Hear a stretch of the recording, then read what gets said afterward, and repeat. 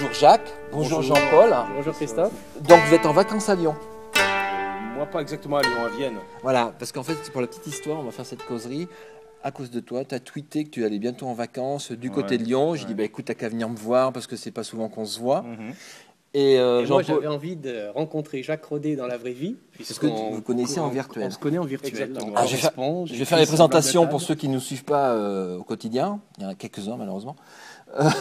Donc, Jacques, tu t'occupes de tutorat en ligne, essentiellement. Tu fais des enseignements un peu partout. Oui, à plusieurs endroits. À l'IUT de Vélizy, qui dépend de l'Université de Versailles.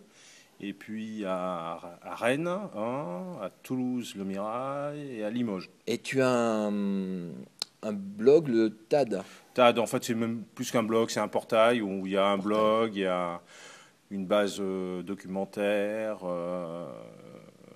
un espace de veille. Tout ça consacré sur le tutorat à distance. Et puis il y a 2 revues aussi. Ouais. Des revues sur le tutorat à distance. Voilà. Donc si vous voulez savoir des choses sur le tutorat, c'est Jacques. Toi, tu es depuis peu un enseignant innovant, j'ai appris. Oui, j'ai eu le prix, le Grand Prix du numérique. Pas, mais maintenant, on peut le dire. Je suis estampillé. Voilà, alors c'est pour ça que je voulais vous réunir qu'on cause. C'est pour faire une causerie. Alors, toi, ta lubie en ce moment, c'est les invariants pédagogiques dans les mondes 3D. Oui, c'est exact. Et toi, ta lubie, c'est le tutorat. Et donc, j'ai dit, ça serait intéressant qu'on discute de tutorat dans les mondes 3D. Qu'est-ce qui va changer? Comment ça peut se passer? Comment ça peut s'organiser? Voilà, je vous laisse discuter.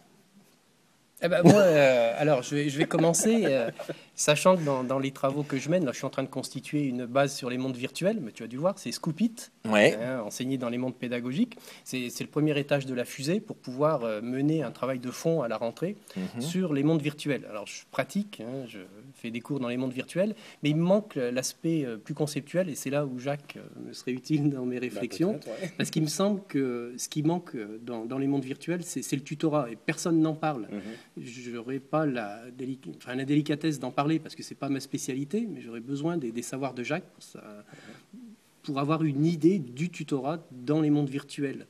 Toi, tu parles des classes virtuelles. Moi, je travaille dans les mondes virtuels. C'est 2 concepts différents, mais je pense qu'on peut croiser les savoirs du tutorat et des mondes virtuels. Alors, je sais pas ce que tu en penses, Jacques. Bah déjà, une première chose, c'est que, à mon avis, c'est pas très étonnant finalement qu'on ne parle pas encore de tutorat dans le monde virtuel. Je dirais qu'à chaque fois qu'il y a eu des innovations, la question tutorale, elle est venue plus tardivement. C'est-à-dire qu'on s'est d'abord focalisé sur les outils, sur les nouvelles manières de mettre en forme finalement des messages.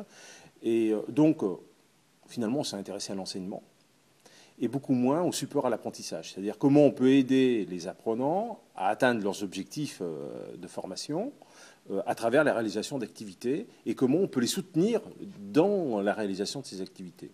Alors bon, comme je te disais, pour moi, c'est pas du tout anormal qu'aujourd'hui on ne parle pas encore de tutorat dans le monde virtuel parce que c'est quelque chose qui est quand même encore en émergence, je dirais, dans la sphère pédagogique. En réémergence. Je pense qu'il y a une première vague autour de Second Life.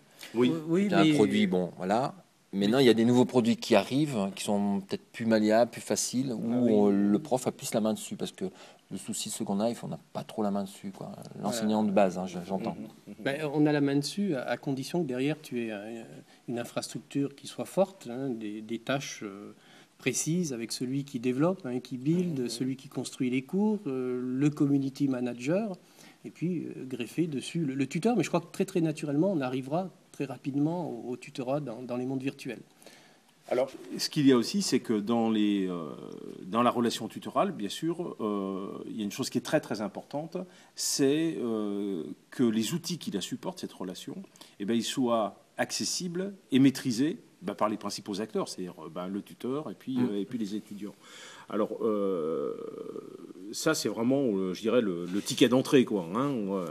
Maîtriser à tout point de vue. Il y a la techno, mais aussi, je pense, il y a la géographie des lieux qui est importante. Oui, elle me paraît importante et c'est probablement à la fois le point fort et le point faible de Second Life, c'est que ce sont des îles, elles peuvent être immenses et un petit peu comme dans cette bibliothèque qui est très belle mais très grande.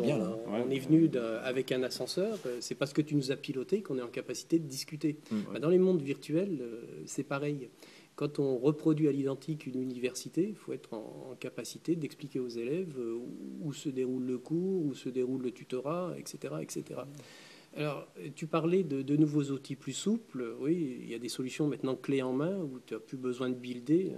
Tu arrives dans ton monde et tu te consacres ce pourquoi tu es payé et ce pourquoi on cherche, c'est-à-dire les processus d'apprentissage et d'enseignement pour les étudiants et puis pour les profs, parce qu'il faut former les deux. C'est pas uniquement penser qu'il faut former le prof et de façon mécanique, les étudiants s'en trouveront plus savants. Il faut aussi entraîner les étudiants dans ces dispositifs qui sont dans un premier temps quand même perturbants. Parce qu'il faut à la fois absorber un savoir et absorber un environnement. C'est une charge qui est forte et ça rend le métier d'étudiant plus exigeant. Mais l'environnement, ça va vite normalement. Ça, c'est ce qu'on pense quand on est à l'extérieur. Mais quand on travaille dans les mondes virtuels, tu t'aperçois que la notion digitale native, elle n'est pas aussi vraie. Elle n'est pas uniforme. Elle n'est pas uniforme. Elle est vraie pour l'aspect manipulatoire. Ils vont emmener l'avatar en 3 minutes que notre génération ne sait pas faire. Mais après, sur les dispositifs d'acquisition, arriver à l'heure, écouter, tu retombes sur des processus, ma foi, assez classiques.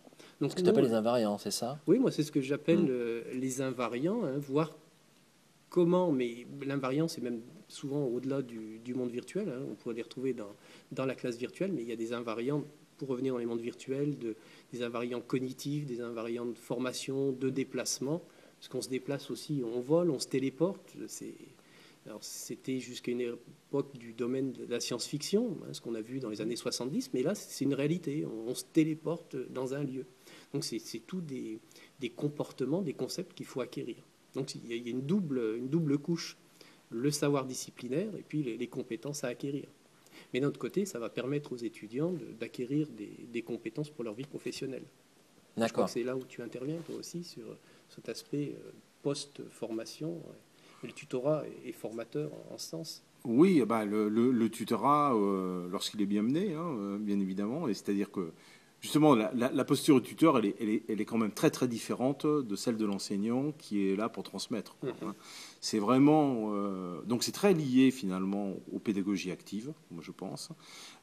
C'est-à-dire que c'est l'action qui va servir, un peu comme dans le système de la formation-action, où c'est l'action qui va piloter, je dirais, le processus formatif, qui va, sinon le piloter, tout au moins lui donner son impulsion, et puis voilà. Et le tuteur, lui, ne va être là que finalement, pour apporter des éléments, alors souvent méthodologiques, comme tu disais, il va falloir déjà accéder. Alors effectivement, motivationnel.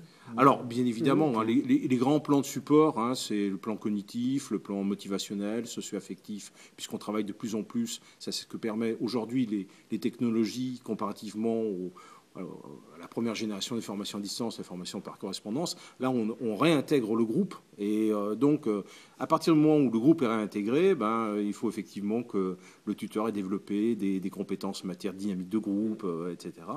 Bien sûr, en apprentissage coopératif ou collaboratif, comment arriver à piloter, ou tout au moins, c'est pas toujours d'ailleurs piloter, c'est permettre à ces apprenants-là de pouvoir fonctionner de manière collaborative. Donc, c'est pas lui qui va prendre les décisions, mais il va avoir un certain nombre d'apports qui vont rendre finalement plus autonomes les étudiants.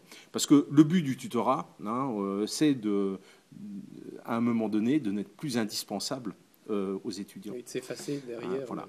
Alors, pour cela, il y a un autre plan, c'est le plan métacognitif, qui me semble très important à investir par les étudiants. Et ils ne le font pas spontanément. Donc, il faut vraiment que là, il y ait une démarche volontaire, délibérée de la part du tuteur. Et grosso modo, le plan métacognitif, c'est permettre aux apprenants de mieux se connaître en tant qu'apprenants, de pouvoir faire le point sur leur stratégie d'apprentissage, celles sur lesquelles ils sont bien habiles, celles où ils ont des progrès à réaliser, de pouvoir là aussi apporter des outils, apporter des méthodes, voilà. Donc ça, c'est le rôle du tuteur, et puis de faire ces apports-là, et pour faciliter justement cette prise de recul, ce regard réflexif en fait de l'étudiant sur lui-même et sur ses pratiques d'apprentissage. Ça, c'est Et par rapport à ça, la 3D, toi, des premières expériences que tu as eues, ça t'apporte quoi d'utiliser ces mondes-là? Alors la 3D me permet de... les mondes virtuels, on va dire. Enfin oui, les mondes virtuels, parce qu'on en reparlera. Maintenant, il y a une connexion entre les 3D et le monde virtuel. Moi, j'en suis sur le 3D.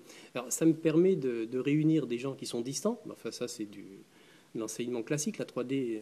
Tu peux le faire sur MSN, tu peux le faire sur Facebook. C'est surtout que la notion de groupe, tu la vis. Parce que tu la ressens vois plus. Les personnes et tu es capable de tourner autour des gens, tu peux aller les voir, alors que dans un dispositif... Ouais, mais tu les vois, mais c'est des avatars qui sont préprogrammés, c'est pas encore la tête du gars, quoi, ou de la fille. Certes, mais il n'empêche que tu es vraiment en immersion, et toutes les personnes, enfin les retours que j'en ai, sont, quand on est dans un monde immersif, on ne tweete plus, on va plus sur Facebook, on regarde pas les mails, on est dans le monde. Alors toi, tu es peut-être, on te connaît, tu es le multitâche. Je suis persuadé que tu continuerais à tweeter, mais la plupart des étudiants sont vraiment dans le monde et ils sont déconnectés, ils sont impliqués puis déconnectés des tâches qui pourraient être perturbatrices. Le bruit de fond numérique disparaît. On est dans l'immersion.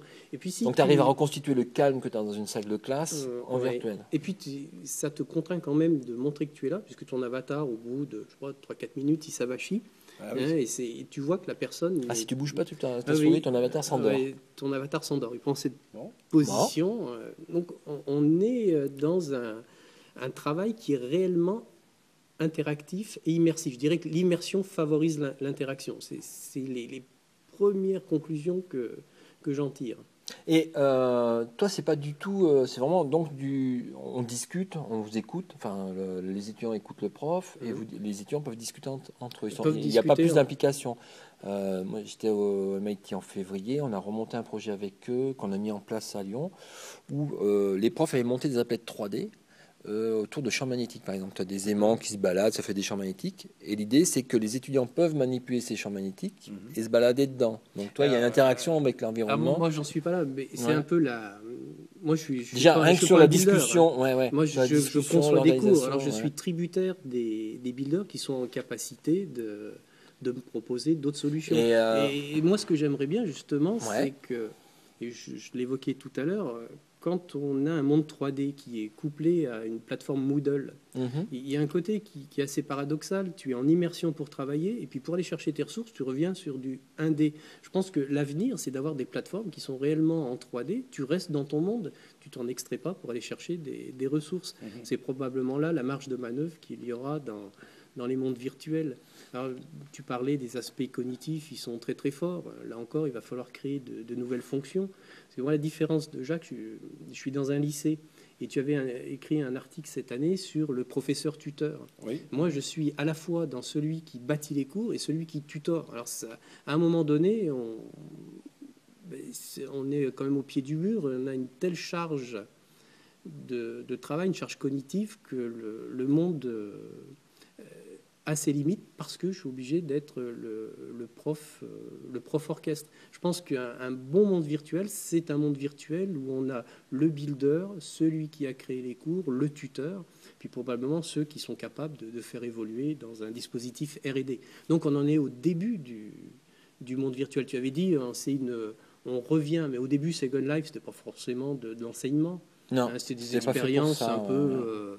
Oui, première vague c'est les cyberpunk, c'est des designers, mais le monde éducatif s'en empare pas. On était une période de creux, et maintenant, justement, on est sur une vague où le monde de l'enseignement, tout secteur confondu, d'ailleurs, on devrait plutôt dire la formation que l'enseignement, investit les mondes virtuels.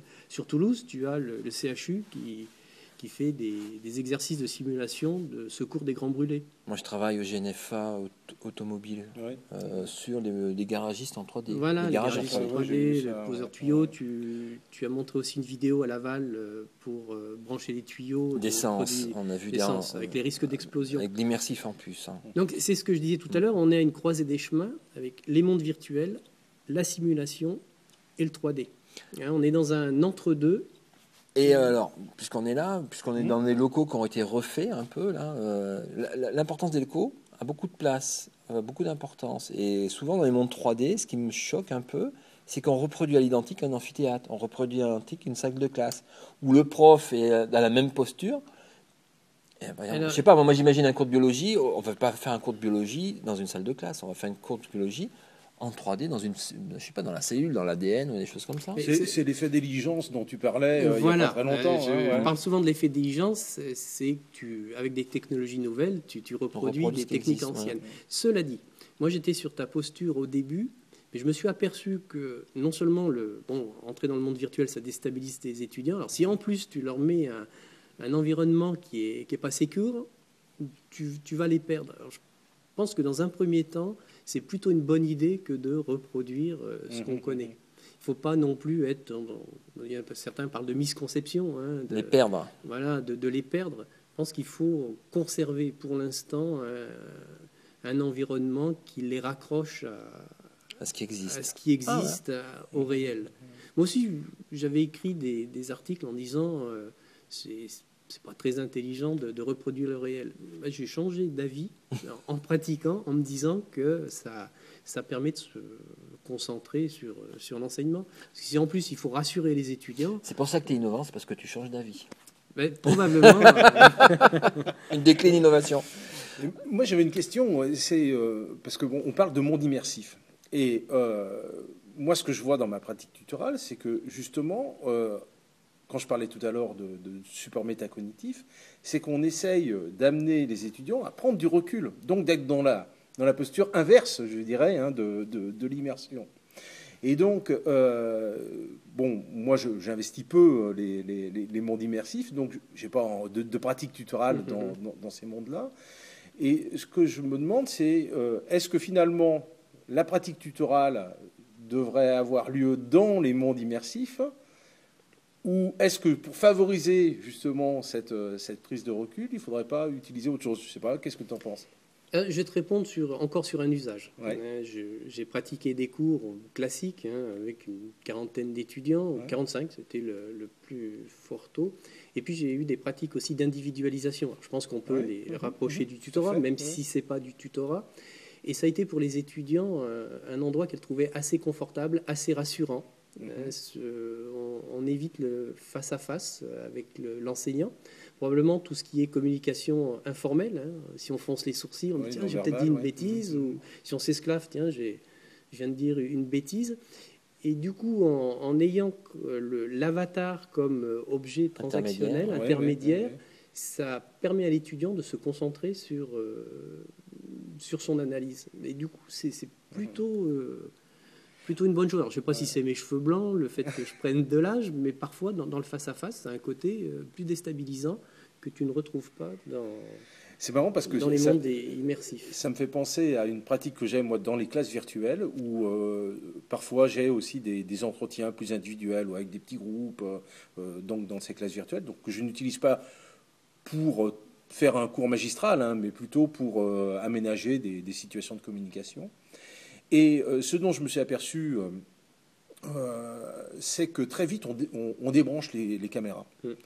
Et on se focalise sur le son. Oui, sur le son. Tu écoutes. Et alors, par contre, l'intérêt, effectivement, de la classe virtuelle par rapport à d'autres outils, même le téléphone ou autre, c'est que, on peut enregistrer, rejouer, etc. Donc ça, c'est très intéressant pour les étudiants, de pouvoir revivre la situation et de retirer...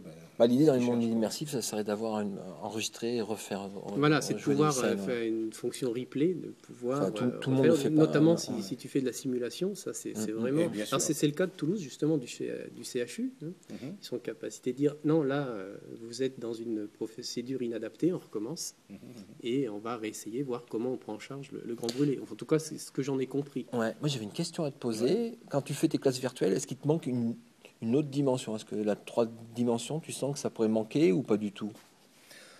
Ou est-ce que tu sens que ça pourrait t'apporter quelque chose ou pas du tout? Faut pratiquer pour se donner... il faudrait que je pratique pour vraiment... Non, ce qui me semble très différent, c'est qu'effectivement, dans la classe virtuelle, on essaye de reproduire la situation présentielle le plus possible.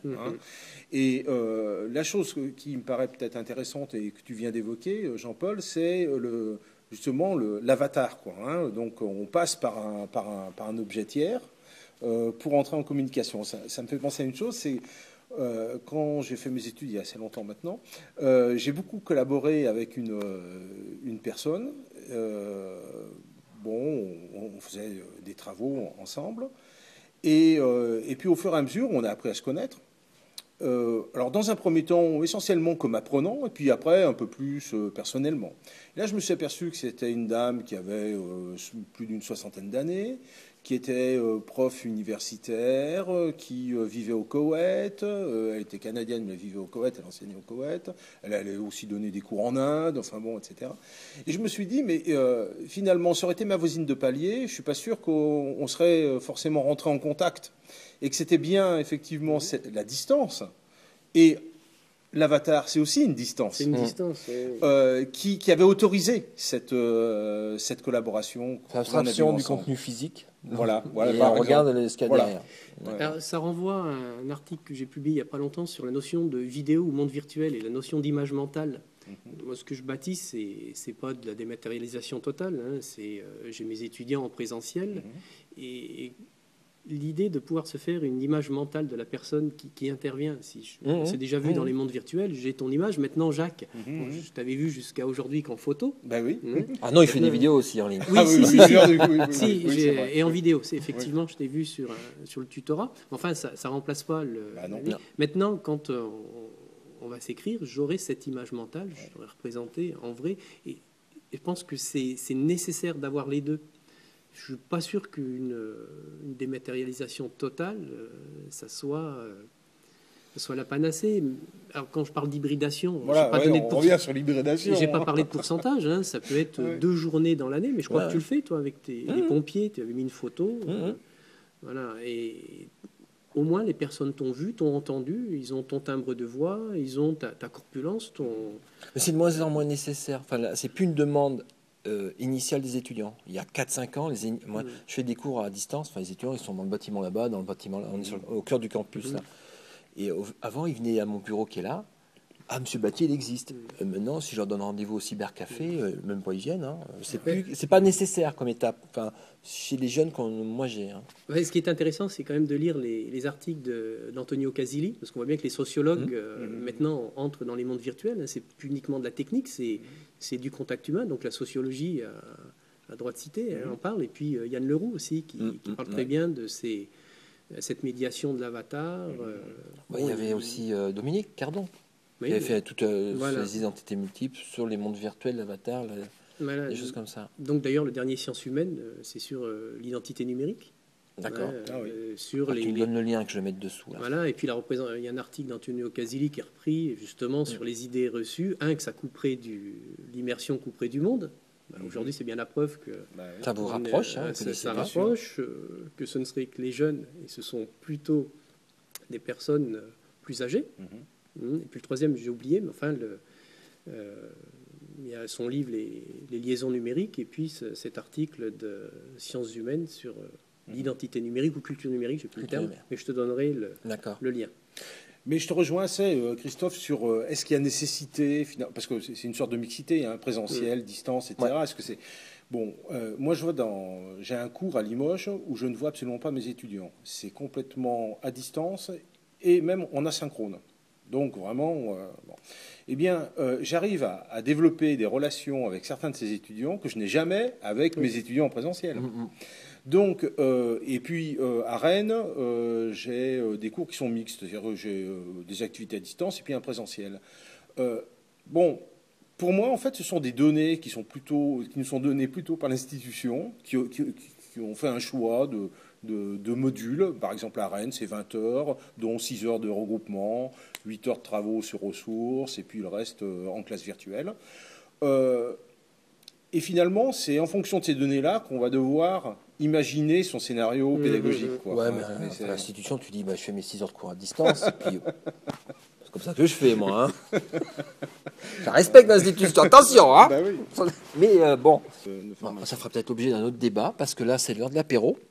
On est en vacances quand même, on fait des causeries pendant les vacances studio, j'ai appelé ça le devoir d'été. Ça me fait penser que la première fois qu'on s'était rencontrés dans un monde virtuel, tous les deux sur Assemble Live, on s'était retrouvés au bar, Et puis je dis, mais on est comme deux cons au bar, on se regarde, nos avatars se regardent, et il n'y avait rien à boire, même virtuellement il y a rien à boire. Je dis, ben là, ça va, j'ai des réserves. Hein. Jean-Paul m'en a amené. Non, on va pas tout dévoiler. Et on va aller au restaurant, c'est moi qui vous invite. Bon, ben merci bien. C'est bien les vacances à Lyon. C'est super. À la bibliothèque de Lyon. Merci Christophe. Merci pour cette causerie, à bientôt.